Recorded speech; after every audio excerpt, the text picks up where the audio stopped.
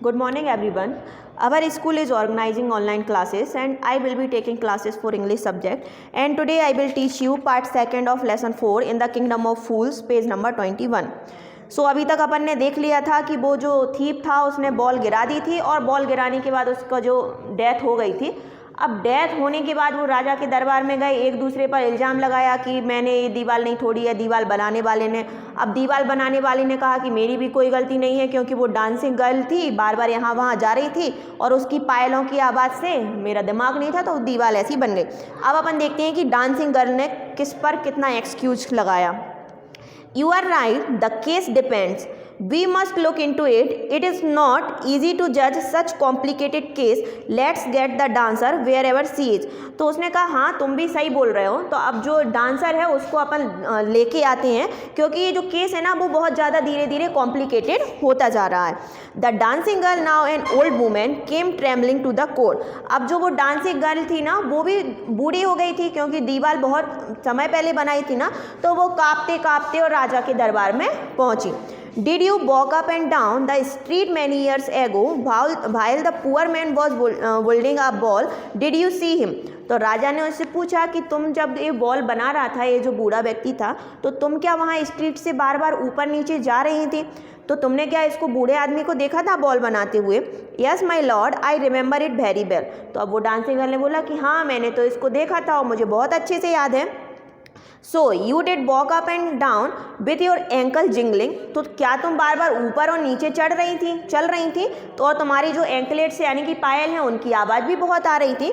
You were young and you distract him. तुम तब young थी और तुमने उस बूढ़े व्यक्ति को डिस्ट्रैक्ट कर दिया था। सो ही बोल्ट अ बैड बॉल। तो इसने क्या किया, जो बॉल बनाई थी ना, दीवार बनाई थी, वो बहुत बुरी तरीके से बनाई थी। It has fallen a poor burger and killed him. तो ये वो जो थीप आया था ना वो बेचारा बहुत गरीब था और इसके ऊपर वो गिर गई और बेचारा ये मर गया। You have killed an innocent man, you will have to be punished. तुमने एक बेचारे इनोसेंट व्यक्ति को मार डाला है, इसीलिए तुमको पनिश किया जाएगा। She thought for a minute and said. अब वो बेचारी सोचे कि अब तो मुझे फांसी मिल जाएगी, मैं मर जाऊंगी। तो उसने थोड़ा सोचा और उसने फिर बोला माई लॉर्ड वेट। तो उसने बोला आप थोड़ा इंतज़ार करिए। I know now while I was walking up and down that street I had given some gold to the goldsmith to make some jewelry for me. तो उसने दिमाग लगाया और उसने बोला कि यहाँ पर एक सुनार रहता था, तो मैंने उसको थोड़ा गोल्ड दे दिया था और उससे बोला था कि मेरे लिए थोड़ा है ना ज्वेलरी इसमें से बना दो। He was a lazy scoundrel. अब वो बहुत ज़्यादा आलसी था।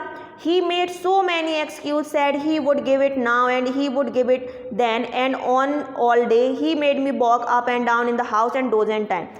तो अब वो आलसी था, तो हम मुझसे कभी बोला कि मैं तुम्हारे इस ज्वेलरी अभी दे दूंगा, कभी बोला अभी दे दूंगा। तो कम से कम उसने मुझसे 100 बार यहाँ से वहाँ अपने घर में चक्कर लगवाए। तो मैं बार बार ऊपर जा रही थी, बार बार नीचे जा रही थी। That was when his bricklayer saw me.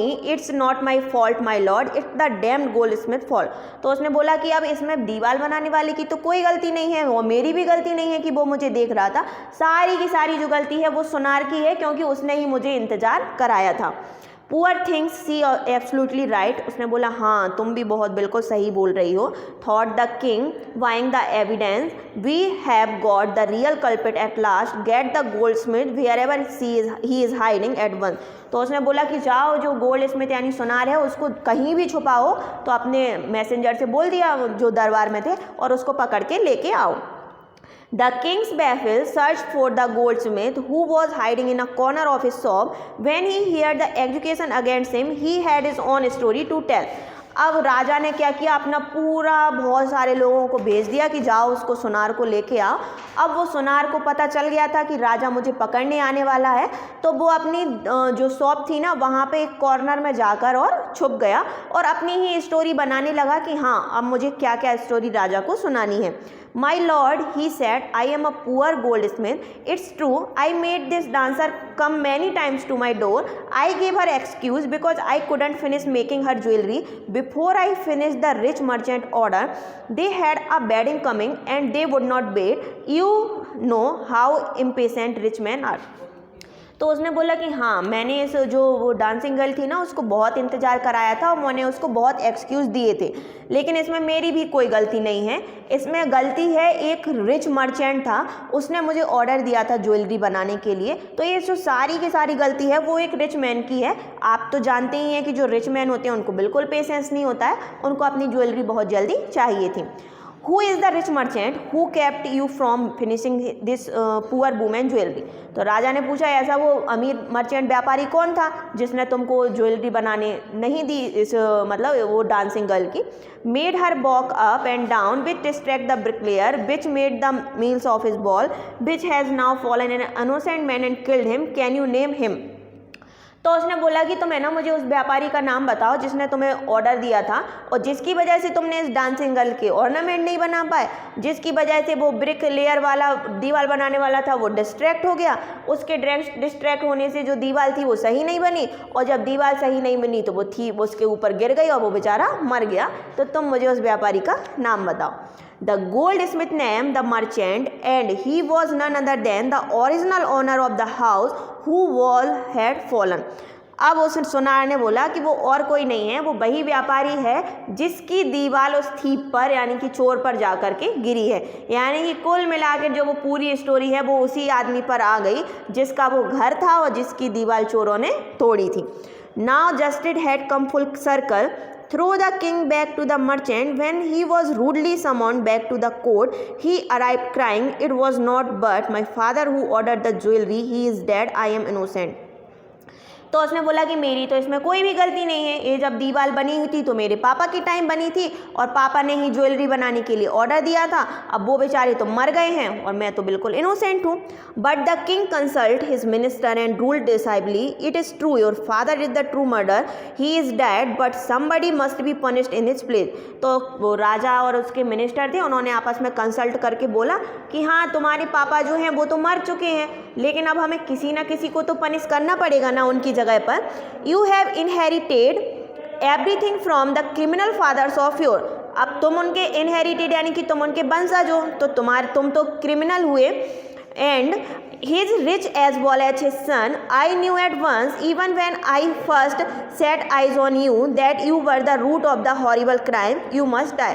तो राजा ने बोला कि जब भी मैं तुमको देखता हूँ तो मुझे ऐसा लगता है कि जो सारी की सारी गलती है वो सारी की सारी गलती तुम्हारी है, तो मैं तो तुमको ही पनिश करूँगा और तुमको ही मार डालूँगा। And he ordered a new stake to be made ready for the execution. अब है ना जिसको फांसी देते हैं ना, तो राजा ने अपने मिनिस्टर से और जो उसके काम करने वाले लोग थे उनसे एक फांसी का फंदा उन्होंने तैयार करा लिया। As the servant sharpened the stake and got it ready for the final impaling of the criminal, it occurred the minister that the rich merchant was somehow too thin to be properly executed on the stake. He appealed to the king, common sense, the king too worried about it। अब जब उसको फांसी देनी चाहिए थी, मतलब अपन बोलते हैं जैसे दी जाती थी पुराने ज़माने में, तो वो जो मर्चेंट था ना वो बिल्कुल दुबला पतला था। तो उसने राजा से बोला आपको इतना भी कॉमन सेंस नहीं है, मतलब इतने दुबले पतले आदमी को फांसी दी जाएगी, तो ये तो बिल्कुल आप सही न्याय नहीं कर रहे हैं। What shall be do he said. फिर उसने बोला तो अब मैं क्या करूँगा। When suddenly it struck him that all they needed to do find a fat man enough to fit the stake। तो अब उसने सोचा कि मैं एक ऐसे बहुत मोटे तगड़े आदमी को ढूंढ लेता हूँ जो इसमें फिट आ जाएगा जहाँ पर उसको फांसी दी जानी है। The servants were immediately sent all over the town looking for the man who would fit the stake। अब उनने बोला कि चलो हम वो सारे गांव में घूम के आए और उन्होंने सोचा कि चलो अब ऐसे व्यक्ति को ढूंढते हैं जो अच्छा मोटा तगड़ा होगा और उसको जो मारना है उसमें फिट आ जाएगा। And their eyes fell on the disciple who had fattened himself for month on bananas and rice and wheat and ghee. अब आपको याद होगा कि वो जो गुरु और डिसिपल आया था, उसका शिष्य आया था, तो सारी स्टोरी वहाँ घूम कर आ गई, क्योंकि यहाँ पर जो गांव था ना उसका जो राज था वहाँ सारी चीज़ें 1 रुपये में मिलती थी। तो अब उसके गुरु तो चले गए थे और शिष्य बचा था, तो उसने सारे टाइम महीनों तक बनाना, राइस, घी और ये सब खा के वो बहुत ज़्यादा मोटा हो गया था। What have I done wrong, I am innocent, I am सन्यासी, ही क्राइड। अब उसको सारे लोग पकड़ने के लिए आ गए तो वो ज़ोर ज़ोर से चिल्लाने लगा कि मैं तो बहुत इनोसेंट हूँ, मैं सन्यासी हूँ, मैंने तो कुछ भी गलत नहीं किया। That may be true but it is a royal decree that we should find a man fat enough to the fit the stake. तो उसने बोला कि ये तो हमारे राजा की आज्ञा है कि बहुत मोटे तगड़े आदमी को लेके आओ और हमें उसको क्या करना है, सज़ा देनी है। They carried him to the place of execution. अब वो उसको उस जगह पर ले गए जहाँ पर सज़ा दी जानी थी। ही remembered his vice Guru words, this is the city of fools, you don't know what they will do next. तो उसे अपने गुरु की बात याद आई कि मेरे गुरु ने मुझसे कहा था कि ये जो पूरा साम्राज्य है, सारा किंगडम है, वो मूर्खों का साम्राज्य है और अपन को ये भी नहीं पता है कि वो नेक्स्ट कौन सी चीज़ अपन के साथ, तुम्हारे साथ कर सकते हैं।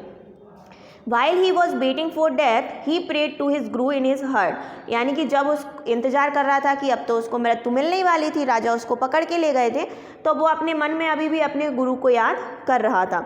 Asking him to hear his cry wherever he was, the guru saw everything in the vision। He had magic power, he could see for and he could see the future as he could see the present and the past।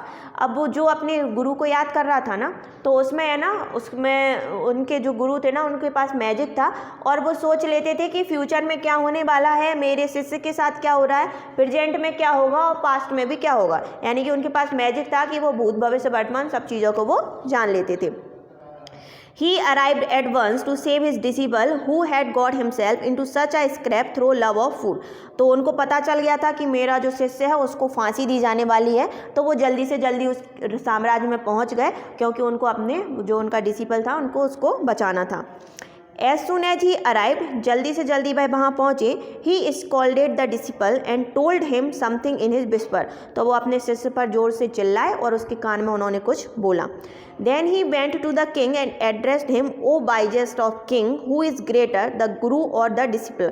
अब उनने बोला, राजा से बोला कि आप तो बहुत बुद्धिमान हैं, आपको तो पता ही होगा कि कौन ज़्यादा ग्रेटर यानी महान है। एक आप बताओ, गुरु ज़्यादा महान होता है कि एक शिष्य ज़्यादा महान होता है। Of course the guru, no doubt about it, why do you ask। तो राजा ने बोला कि सीधी सी बात है, गुरु ज़्यादा महान होते हैं, ज़्यादा बड़े होते हैं, तो आपको इसमें कोई डाउट क्यों है और आप ऐसा क्यों पूछ रहे हो। Then put me to the stake first, put my disciple to death after me।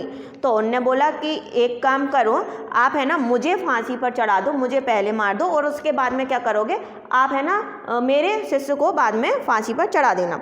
तो अब अपन देखेंगे नेक्स्ट पार्ट में कि उसका जो गुरु थे उनको सज़ा मिलती है या उनका डिसिपल था यानी शिष्य था उसको सज़ा मिलती है या फिर दोनों बच जाते हैं। राजा किसके साथ कैसा बिहेव करता है वो अपन देखेंगे नेक्स्ट पार्ट में।